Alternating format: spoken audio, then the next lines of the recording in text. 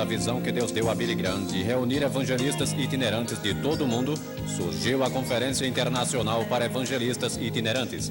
Amsterdã 86 tem como propósito encorajar e incentivar evangelistas de todo o mundo no cumprimento das palavras do apóstolo Paulo a Timóteo: faze o trabalho de evangelista. Dublado nos estúdios da Comev. Nossas famílias são uma responsabilidade que nos foi dada por Deus e são um encargo sagrado para ser guardado com a mesma fidelidade como ministrar do Evangelho. Agora eu entendo que nesta conferência aqui, com a idade média sendo de 31 anos de idade, há muitos aqui hoje que não são casados. Gostaria de pedir a todos vocês que são solteiros, todos os solteiros aqui, levantem por favor, podem fazer isso? Todos vocês que são solteiros, espere um momento, parece que alguns estão decidindo se são solteiros ou não, mas quero que olhem à sua volta. Olhem em volta, vejam quantos são. Muito bem, podem sentar, ouçam com muita atenção. 1 Coríntios, capítulo 7, e gostaria que anotassem esta referência em seu caderno de anotações ou em seu manual. Vou tentar seguir o esboço aqui. Espero e oro que com a ajuda do Espírito de Deus eu possa apresentar algumas sugestões práticas e de utilidade pessoal para vocês, mas 1 Coríntios capítulo 7 fala particularmente sobre vocês, solteiros. Muitos de vocês decidiram isso. Ou então a pessoa certa ainda não apareceu, pois esperem em Deus para fazer sua escolha. Alguns são solteiros devido ao voto de celibato que assumiram, pela morte de um companheiro amado, ou você é solteiro devido à separação ou divórcio. Quero dizer isto: queremos encorajar você hoje em seu ministério como pessoa solteira. De forma alguma, sua situação como solteiro faz sua vida de menor importância, muito pelo contrário, muito pelo contrário. Você pode dar atenção integral à sua chamada. E quando você lê 1 Coríntios capítulo 7, dos versículos 9 até o fim do capítulo, você vai ver que Paulo não estava apresentando como mandamento.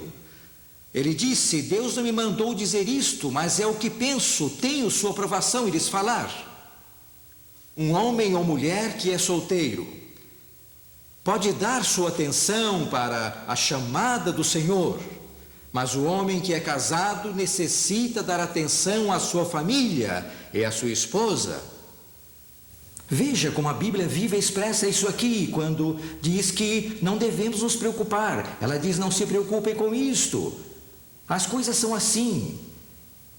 E nesta hora, eu quero louvar a Deus por aqueles entre vocês que são solteiros e com isto encorajá-los, orando para que, ainda que vamos falar de questões referentes a relacionamentos familiares e conjugais, que isto possa primeiro dar-lhes um padrão, um exemplo para vocês seguirem enquanto oram, para que Deus lhes traga a pessoa certa, ou número 2, que os ajudem no aconselhamento de outros. E sou tão grato a Deus que realização na vida e realização no ministério não depende de sermos casados ou solteiros, mas em sabermos que estamos no centro da vontade de Deus e fiéis em realizar sua vontade. Quero lhes falar sobre o outro lado da moeda. Quando Deus criou todas as coisas e criou o homem, tudo era muito bom, exceto uma coisa. Ele disse: não é bom que o homem esteja só, vou lhe dar uma esposa. E sou grato, como todos vocês são, e todos nós da equipe somos, pela companheira, pela esposa que Ele trouxe à nossa vida, e ao nosso ministério. Agora, ao falar sobre a vida familiar do evangelista nesta hora, eles me pediram que tocasse especificamente em 4 áreas. Ainda que haja muitas e poderíamos falar sobre isso o dia todo em alguns dos seminários, mas vários deles, vocês vão falar sobre vários aspectos, não terei tempo sequer de mencionar, muito menos discutir em detalhe. Vocês estarão falando sobre as responsabilidades no seio da família. Alguns textos para serem anotados em seu caderno. Efésios, capítulo 5, versículos 8 a 33, mas vou mencionar apenas o versículo 25, que diz: maridos, amai vossas mulheres, como também Cristo amou a igreja, e a si mesmo se deu por ela. Outra passagem, 1 Pedro, capítulo 3, versículo 7, vou ler o texto numa versão diferente. Maridos, vós igualmente vivei com elas com discernimento, dando honra à mulher como vaso mais frágil, pois sois juntamente herdeiros da mesma graça da vida, para que vossas orações não sejam interrompidas. Note uma palavra nesta passagem de 1 Pedro. Acho que todas as traduções a usam assim: igualmente, referindo-se ao assunto do qual Pedro estava falando no começo do capítulo, sobre a mulher e o marido. Mas, igualmente, o marido deve estar em sujeição à esposa também. E falando com meu genro, que é muito sábio e cujo conselho eu valorizo muito, ele o expressou assim: para mim, significa que, como a esposa está em sujeição à posição do marido, como líder do seu lar, assim o marido deve estar em sujeição à posição da esposa. E eu creio que isto expressa da maneira mais clara e correta que poderia ser feita aqui. A outra passagem que gostaria que vocês anotassem é Efésios 6, versículo 4, que diz que os pais não devem provocar seus filhos à ira, mas criá-los na disciplina e na admoestação ou doutrina do Senhor. E quanto à unidade no Espírito, este é o próximo item aqui. Job lhe declarou: parece quase que a alienação da esposa e filhos tornou-se um distintivo que prova devoção à obra do Senhor. Isto não é trágico, mas é tão real. E se é difícil desenvolver essa união quando você está em casa o tempo todo, quanto mais para o evangelista itinerante. Porque tudo na esfera física milita contra isso.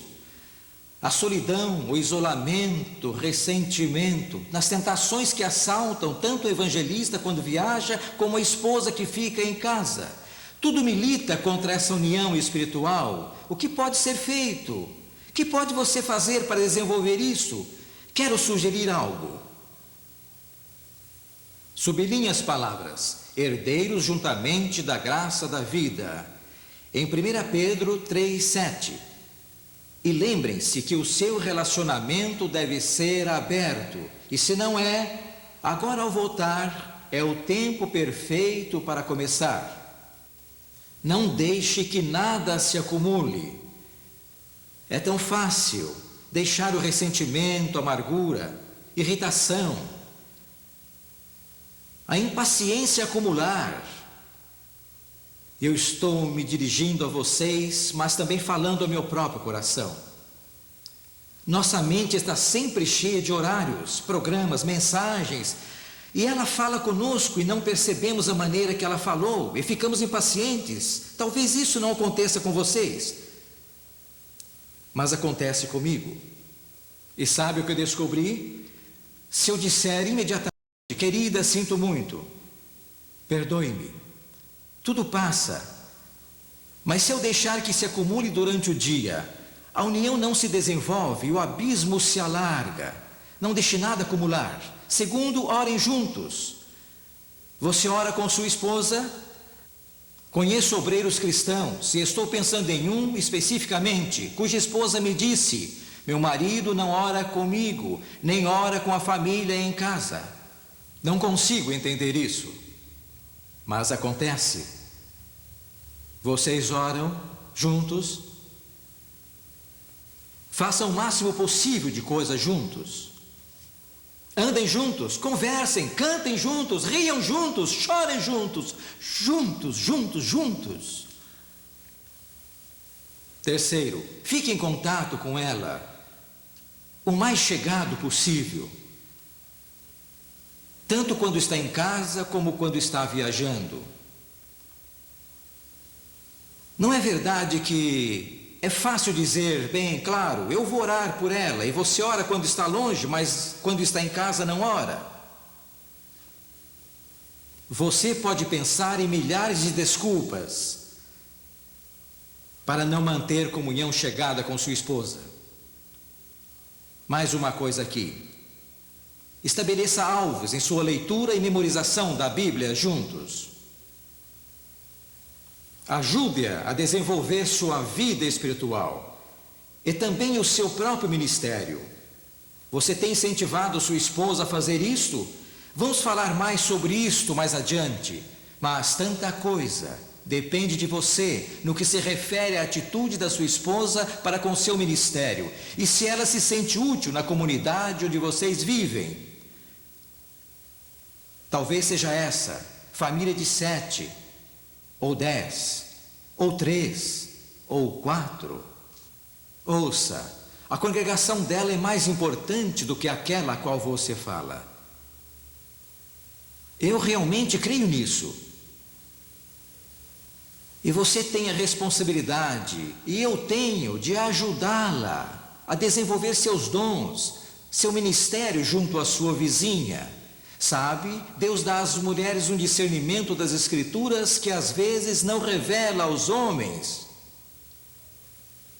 Basta ler a maravilhosa história de Abigail e Davi, e aquele marido imprestável de Abigail.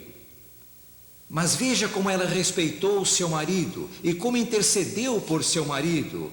E a sabedoria que Deus deu a ela ao tratar daquela situação, isso mostra que ela de fato era uma mulher sábia. E sua esposa tem sabedoria e conselho para você.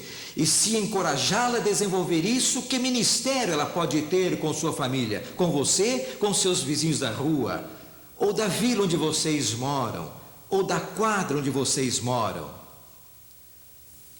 E ao fazer isso, vocês estarão desenvolvendo união espiritual. E quanto à liderança espiritual, quero perguntar, é possível ser evangelista dedicado e consagrado e também ser um marido competente e um pai exemplar? Isso é possível? Será que minha chamada como evangelista tem precedência sobre minha família? Eu diria, sem qualquer hesitação, não tem. Nossa liderança espiritual na família é uma responsabilidade que nos foi dada por Deus, e a palavra de Deus deixa claro a importância dessa responsabilidade, e é tão importante o seu cumprimento quanto nossa chamada como evangelistas. E cabe a nós desenvolver essa liderança espiritual. Basta que você leia os primeiros 8 capítulos de 1 Samuel, onde vemos que Eli e até mesmo o próprio Samuel tinham filhos que desobedeceram e desonraram a Deus.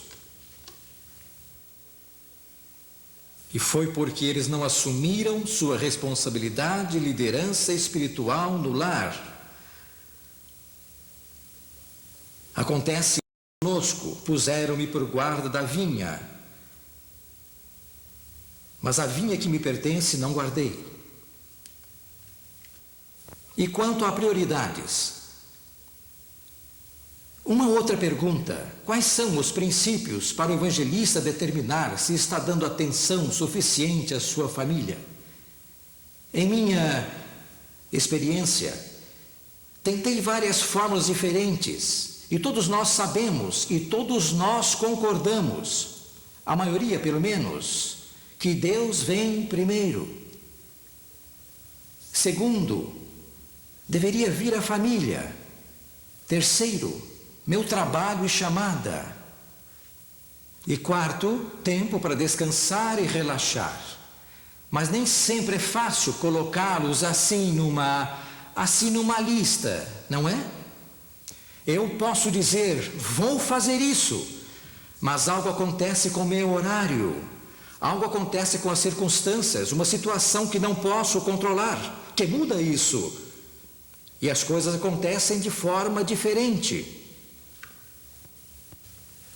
Pois aqui está uma coisa que me ajudou.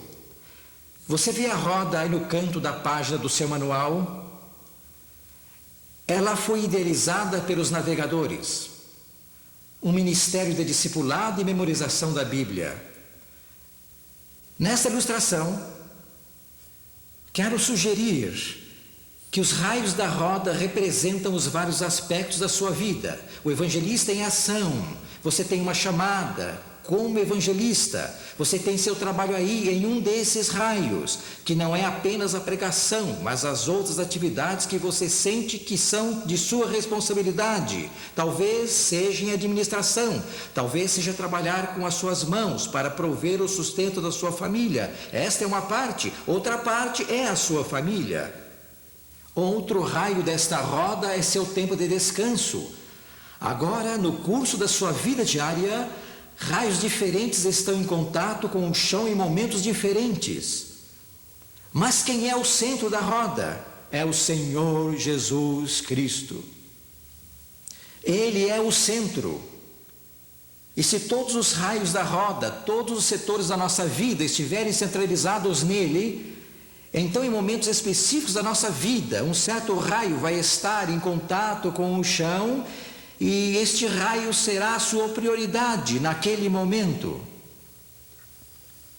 Esta conferência está sendo um raio desta roda, tendo todo o seu interesse e atenção. Quando voltar para casa, se não estiver indo a outra reunião, sua família está ali e merece a sua atenção integral. Mas como podemos saber que lhe demos um nível de atenção e interesse adequado? Anote esse versículo, Salmo 25, versículos 12 e 13. E gosto da paráfrase da Bíblia Viva: quem é o homem que teme o Senhor? Deus vai ensiná-lo como escolher o melhor. Ele viverá no círculo das bênçãos de Deus, e seus filhos herdarão a terra.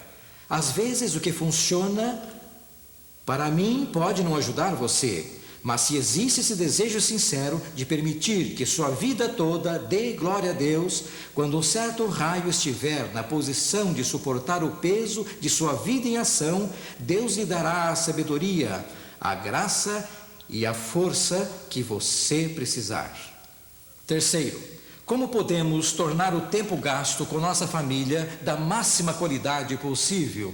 Quero dar algumas sugestões. Antes de tudo, escreva família em seu calendário de compromissos, para ter certeza de incluí-la.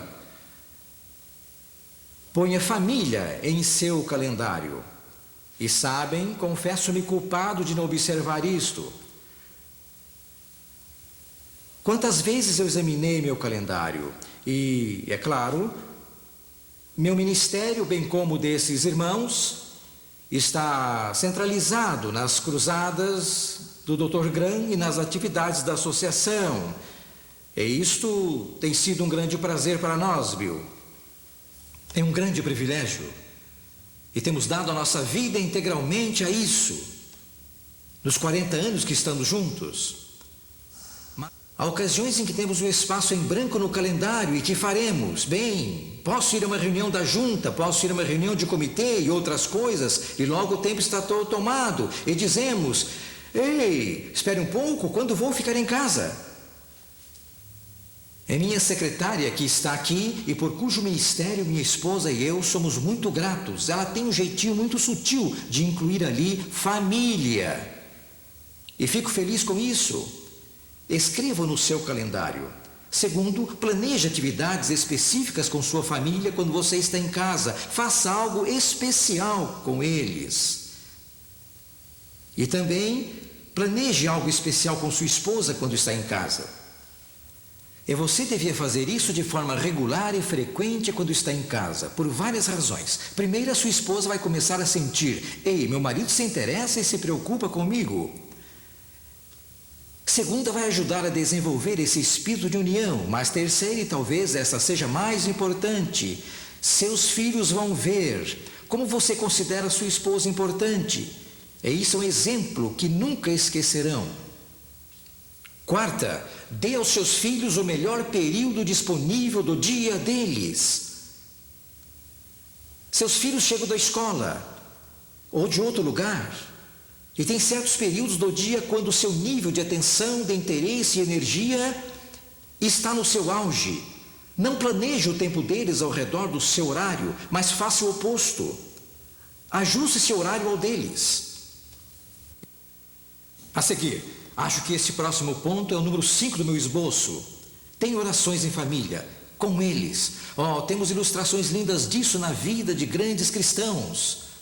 Orem com eles, falem com eles. Vocês sabiam que nos Estados Unidos é uma trágica verdade que um pai em geral não tem os dados específicos, mas gasta menos de 5 minutos por semana, sozinho com os seus filhos.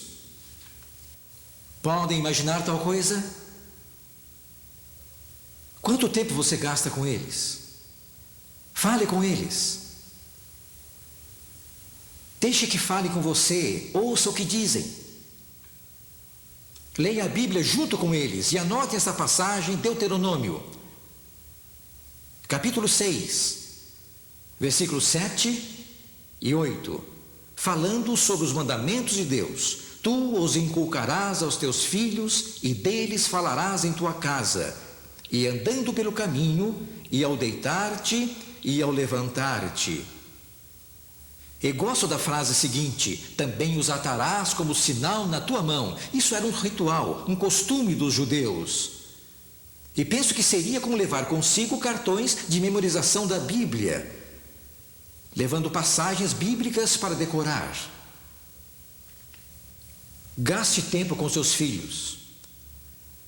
Vou mencionar isso mais adiante. Analise os interesses, os talentos e os dons que seus filhos têm. Cada filho é diferente, aprenda a conhecê-los.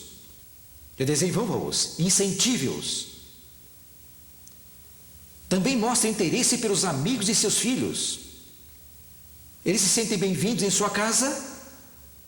Ou você quer que ela se mantenha tão perfeita que nada pode ser tocado? Hein? Faça do seu lar um lugar aberto para as crianças da sua vizinhança. Você talvez tenha que ir a outro lugar, mas eles serão bem-vindos. E ao fazer isso, você poderá cuidar dos seus próprios filhos e em seus relacionamentos. E quanto a gastar tempo com eles outra vez, a esposa de um famoso evangelista, anos atrás, pôs seus braços à volta da minha esposa e de mim, antes dos nossos filhos terem nascido. E ela chorou e nos disse: meu marido queria que eu viajasse com ele. Por isso deixamos que outros cuidassem dos nossos filhos. Eu viajava com meu marido. E então ela começou a tremer visivelmente e disse: eu sabia. Meus filhos, e alguns já faleceram, nunca conheceram o Senhor. E estão perdidos para sempre sem Ele. Então ela disse: quando chegar o dia, Billy, falando com minha esposa, em que você tenha que fazer uma escolha, você fique em casa com os seus filhos. E por 30 anos ela ficou em casa. Não que ela não viesse ocasionalmente. Deus tem um dom maravilhoso de música, é um dom maravilhoso para se expressar. Mas seu campo missionário eram 5 filhos em casa. E quero dizer uma coisa, senhoras, e não quero ser mal interpretado. Se Deus deu a você uma família e filhos, Ele não chamou você para gastar todo o seu tempo viajando como evangelista ou ensinando. Eu sei muito bem que vou receber cartas sobre isso. Mas se o seu marido está viajando e você também está, uma pessoa está fora da vontade de Deus. Sua responsabilidade é em casa, com sua família, o campo missionário que Deus lhe deu. Dentro desse contexto, se você cumpriu essa responsabilidade, Ele lhe dará oportunidades quando seus filhos já forem crescidos e estiverem seguindo os caminhos que você lhes ensinou. Deus vai abrir as portas, devolvendo o ministério que você desejou ter. Deus não mudou, mas você pode desenvolver e cumprir sua responsabilidade em casa. E Deus vai honrar você por isso. Agora, esse assunto vai ser tratado em maior profundidade nos seminários que se seguirão. Uma última coisa, seja um exemplo para eles na sua vida devocional e no culto com a família. Ouça, se você for regular em suas orações com a família, vai imprimir em suas mentes como isso é importante. Se você for breve, eles vão gostar bem mais. Não pregue o tempo todo. 2 minutos de conversa significativa com Deus e com Jesus terão um impacto muito maior. Seja pessoal, seja específico, seja breve, seja regular, naquelas situações em que você pode ter devoções com a família. E então, o item seguinte, o número 4. Como podemos manter a adoração em família no lar quando estamos ausentes? Algumas sugestões práticas e específicas. Primeira, planeje com eles, antes de viajar, o que você vai fazer. E você faz planos baseados no seu exemplo, nas coisas que você faz. E deixe claro que espera que eles sigam suas instruções. Agora quero sugerir mais uma coisa. Quase todos aqui têm acesso a um gravador. Eu não tinha um para isso, mas usava um ditafone. Mas eu estava conversando com minha esposa no outro dia e comentei como seria maravilhoso se quando vocês evangelistas fossem viajar por alguns dias, que gravassem alguns breves devocionais para deixar com a família enquanto viajam.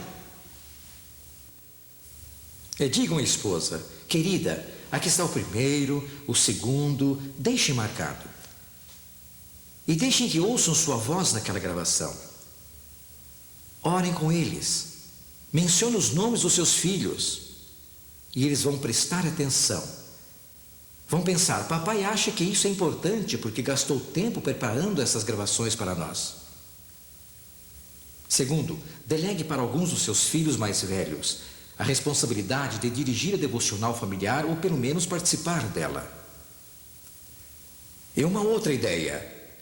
Conte à sua família sobre o lugar onde você vai estar. Talvez haja uma necessidade específica de oração ou um problema que estão enfrentando.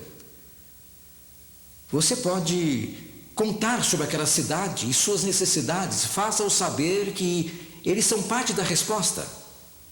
E também reafirme a liderança de sua esposa como a chave desse período devocional. Meu tempo está acabando. Vou mencionar o próximo ponto rapidamente. Tenho algumas sugestões práticas para evangelistas itinerantes. Primeira, leve consigo uma foto de sua esposa e de seus filhos.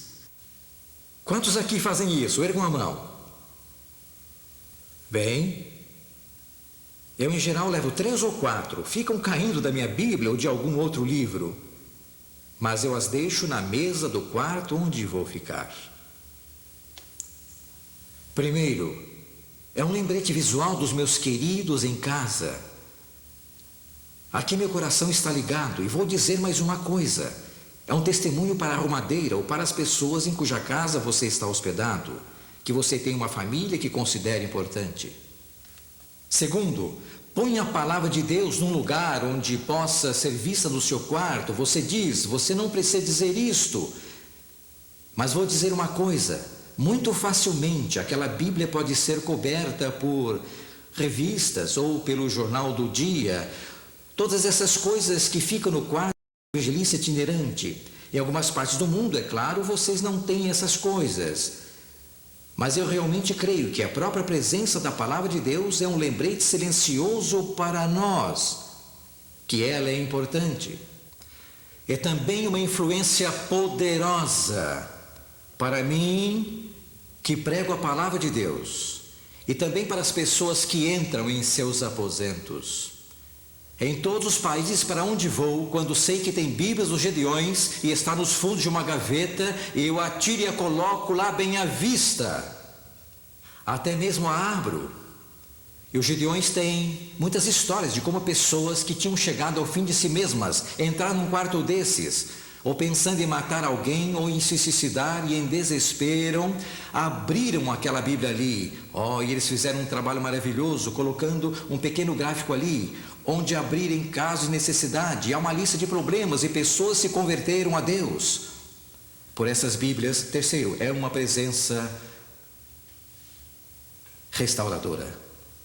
Eu entro no meu quarto e estou cansado e estou exausto e vejo a Bíblia e sabe de uma coisa? Ela literalmente me chama dizendo: pegue-me, leia, tenho a mensagem de Deus para você, posso reanimar a sua alma.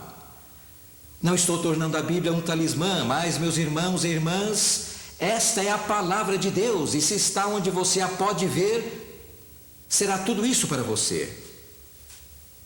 Terceiro, exercite disciplina em seu quarto, começando por dedicar o aposento a Deus.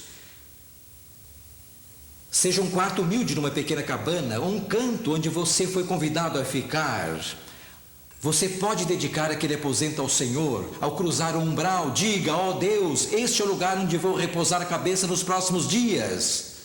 Eu dedico esse quarto a Ti. Banhe aquele quarto com suas orações. E se for um quarto de hotel, quanto mais você deve fazer isto.